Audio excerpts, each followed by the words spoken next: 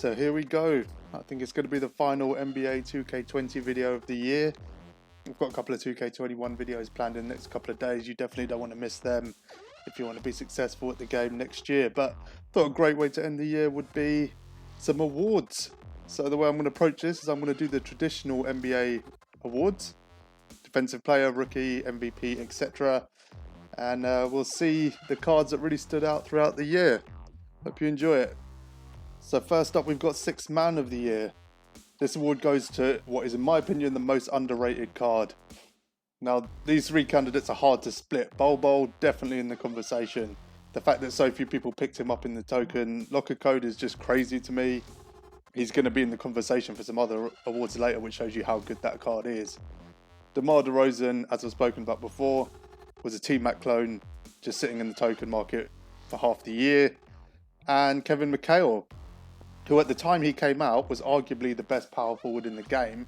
And if you look at cards we liked later on, people like Dino and Eddie Curry, McHale was really the template for those cards, but yet very few people used him. All three of these cards were free, and they're all up for Sixth Man because they were cards that were so easily accessible, probably better than cards you were running, but yet so few people ran them. So Sixth Man of the Year goes to Kevin McHale. Now, I did say earlier, this is in my opinion, but I'm going to be really honest, I couldn't make this decision.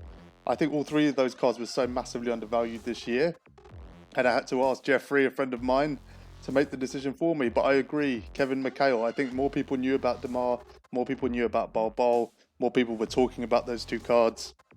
Not enough people were talking about Kevin McHale. What an amazing card, completely underrated, Sixth Man of the Year. So next up we have Rookie of the Year. Now this is a card where the player appearing on the card has never been in the game before. So what is interesting is none of these guys are actually, rookies or successful rookies. Bol Bol could be considered a rookie, but you'd think the answer to this question would be Zion or Ja, but no, neither of them in the conversation. So Bol Bol I've already spoken about. An incredible card, especially the token reward that came out. His other card did well as well, to be honest, but the token reward one was on a different level. James Wiseman, who still runs backup power forward in my GOAT squad. That's how good that card is.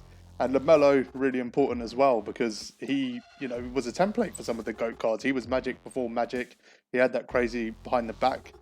Most of these cards, Bol Bol was free, but LaMelo was going for a million MT. Wiseman was going for 500,000. These cards were good and everyone knew it. Honourable mention to Anthony Edwards, who was a bit of a D-Wade clone. I thought that was a great card as well, but let's see who gets the win. So the winner has to be James Wiseman. As I said, he's still in my God squad, all the GOAT cards in the world. James Wiseman holds his own. I think he had more longevity than LaMelo Ball, who got pretty much instantly outdated when that Magic Johnson came out. Bol Bol maybe a little bit too late to be as impactful as Wiseman, but Wiseman's had a good couple of months now as an elite card in this game. He's still as good today as he was when he came out. Rookie of the Year, James Wiseman. So next up we have Defensive Player of the Year.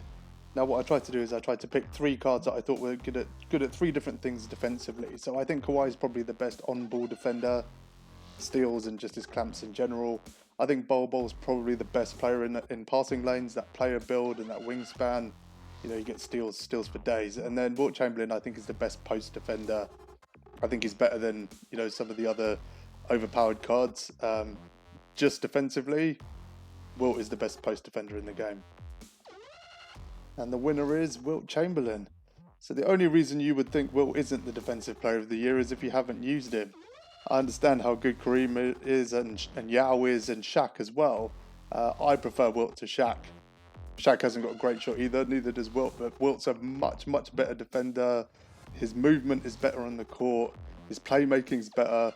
But when it comes to pure defense, he leads almost every game I play in blocks and rebounds, and he's doing that off the bench. Defensive Player of the Year, without question, is GOAT Wilt Chamberlain. Now we're looking at our All-NBA first team, so I'm going to pick a point guard, shooting guard, small forward, power forward, and a centre. I should stress before I do this, I'm not going to use the same card twice, so what that means is if LeBron here is, as you can see, in point guard, he won't be in the small forward category.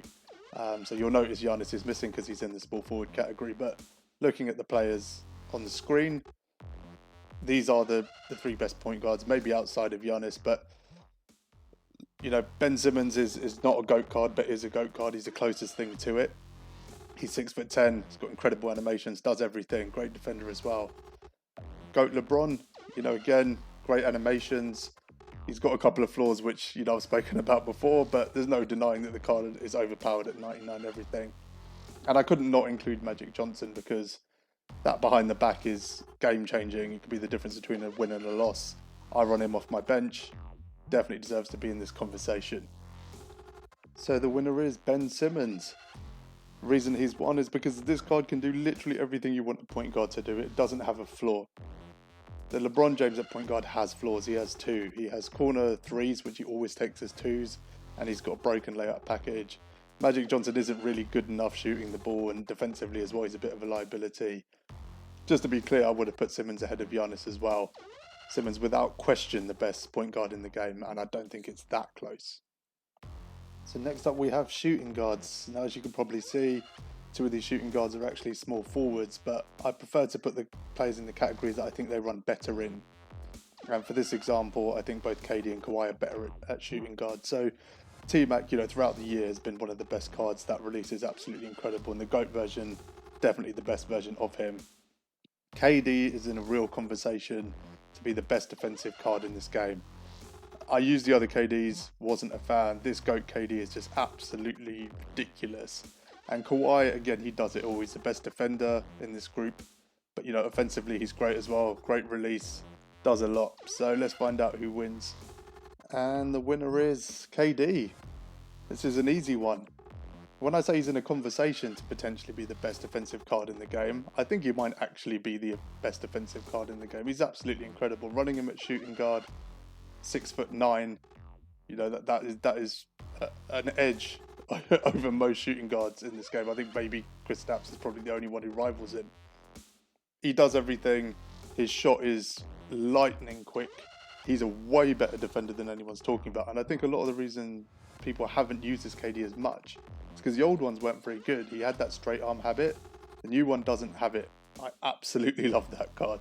Best shooting guard, Kevin Durant. So next up we have best small forward, and conspicuous by his absence is LeBron James. So as I said, LeBron was in the point guard conversation. He didn't win it. Don't get the small forward, LeBron James. The two flaws I spoke about are way more exposed when he's at small forward. So the options are Bol, just for his sheer size. As I said, he gets steals. He shoots the ball really well as well. Not a great playmaker, but does a lot of things well. Giannis is Giannis. You know, there had to be a Giannis card in here somewhere. The card is so overpowered. Defensively, he's got a nice shot as well. That hop step is just absolutely ridiculous. Got nice behind the back. A lot of things going for that Giannis. And Rudy is on here as well. Now, I may have put Kawhi at small forward. I was going back and forth. Rudy and Kawhi are the same card, so I thought I'd go with Rudy because he had more sentimental value to me this year. So let's see who wins. Was there ever any doubt? Of course, it was going to be Giannis. As I said, this card is completely overpowered. There's nothing this card doesn't do. I actually really like his release as well. For some reason, I got used to it super quick, but he's dominant, 6'11", great player build, great defender, both in the post and on the perimeter. You know, hop step animations, behind the back's amazing. That Giannis card is just crazy. Definitely the best small forward in this game. So next up, we have power forward. Now, similar situation to the shooting guards, but these cards I all prefer to run at power forward. You know, they're all good centers apart from Bird, who doesn't run there, but Kareem and Wiseman definitely good centers. But all these cards I think are better at power forward, including Bird actually, because rebounds like crazy. But let's get into them. Kareem, you know, a lot of people have him in the conversation for the best card in the game. Again, nothing he doesn't do. His sheer size in that position, got a great release, especially at power forward from the corner. Huge player build, you know, gets steals, gets blocks, does everything. Amazing card. Wiseman, similar to Kareem actually, does a lot of the same things. Actually has a better shot than Kareem. Don't think he's as good defensively, rebounding, etc. But they're close run, them two. And Bird, I couldn't leave off this list. He's got a top 3 release in the game for me. For some reason, at 6'9" at power forward, he still gets a ridiculous amount of rebounds. He gets a lot in the passing lanes constantly. The best free card they gave out this year. So let's see who's the best power forward. So was there ever another option? Of course, it's Kareem. This card is a game changer. When it came out, for sure, it was considered the best card in the game. Some will still argue it's the best card in the game now. Let's see how it goes. But yeah, without question, I don't think much needs to be said here. I think everyone in 2K community knows how good Kareem is. Best power forward in the game, Kareem. So next up we have the best centre in the game. 3 choices here. Dino Raja, the extendo arms, all of that stuff. He's just great. He can run power forward or centre. He does the same thing in both positions. Some of the best animations you'll ever see in this game. The wingspan is just a problem for anyone you're playing against. Great card. One of the best non-GOAT cards this year for sure. I already spoke about Wilt. Best post defender in the game, definitely. Above all the other cards, above Yao, above Kareem. He's the best post defender in this game. And then we have Yao, and general consensus, I think people will see where this is going. I'm not going to spoil anything, but let's just get into it, shall we? So yep, the winner is best centre in this game, Yao Ming.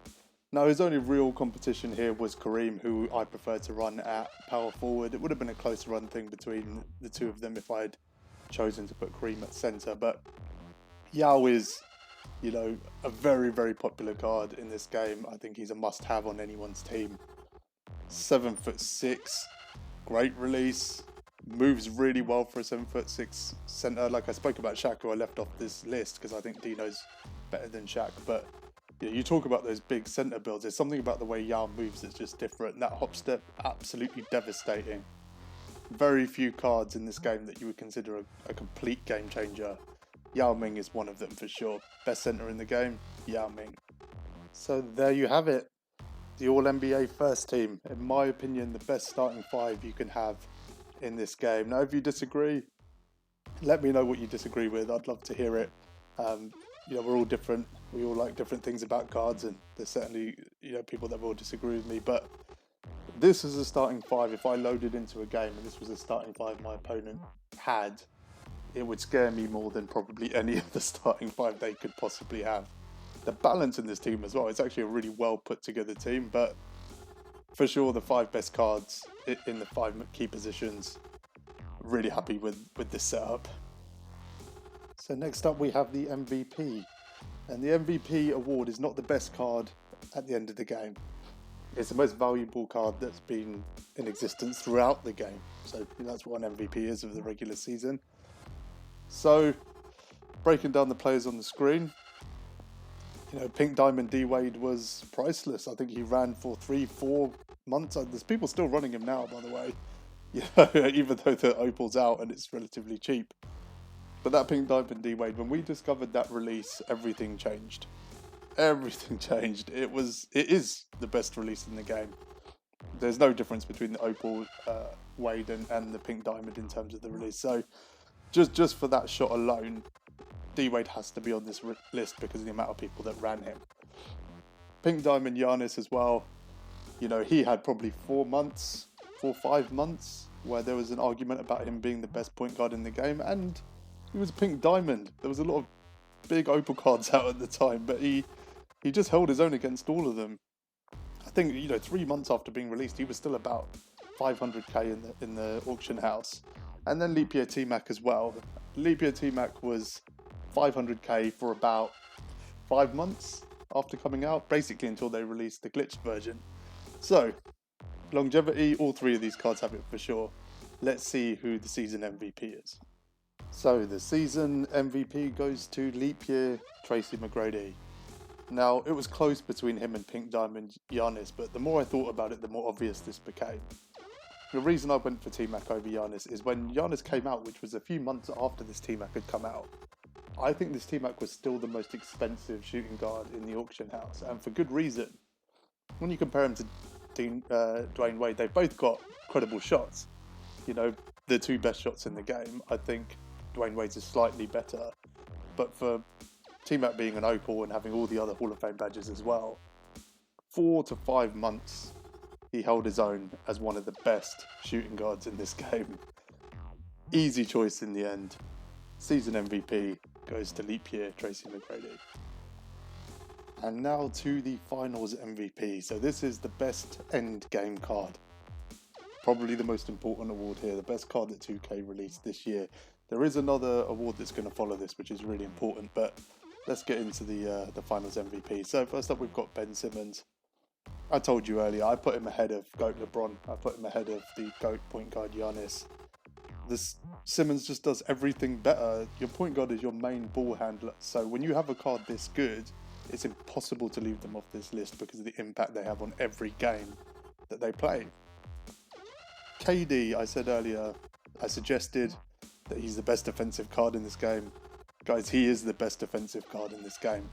It doesn't matter if you run him at small forward or shooting guard, he's better at shooting guard, but KD does everything at an elite level. His shot is rapid, his rim run is incredible, his animations are ridiculous, his player build is really good, he's 6'9" at shooting guard, wingspan is good, he gets steals, he does everything. He's the high scorer in most of my games online. This KD is severely underrated, and definitely just for his offensive efforts, has to be in this conversation. And then we've got Yao Ming. Now, I left Kareem off this list because I think Yao Ming is a better version of Kareem, and I don't think we ever would have said there was a better version of Kareem coming out when that card dropped. But Yao is better. That player build is so dominant. It's impossible to ignore, and he moves like a point guard. He's 7'6", and he's a tank, and he's got a great shot. He's got good animations. He could be surrounded by 3 players under the hoop, and he'll jump up and just dunk it on all 3 of them as if they're not there. Just dominant. So, the most important award. Who's going to win Finals MVP? Was there ever any doubt? Of course, the Finals MVP is this Yao Ming. 2K this year released a few cards that tried to break the game, and I think it started from that glitched Shaq. When they said they wouldn't have cards doing things that they wouldn't usually do in real life. But Yao Ming is the exception to every other rule. He's a 7'6" point guard, shooting guard, small forward, power forward, and center rolled into one. That's what he is. He's got one of the best shots in the game. He's 7'6". He's dominant. The player build, just trying to pass a ball around him without him getting a steal is a challenge. Having him on a court is the biggest game changer in this game. If you don't have Yao and you're running against him, you're at a disadvantage. You're just at a disadvantage. That one card just changes everything. So there was never going to be another answer. The easiest decision to make was the best card in this game. How crazy is that? That's how overpowered Yao is. Finals MVP, Yao Ming.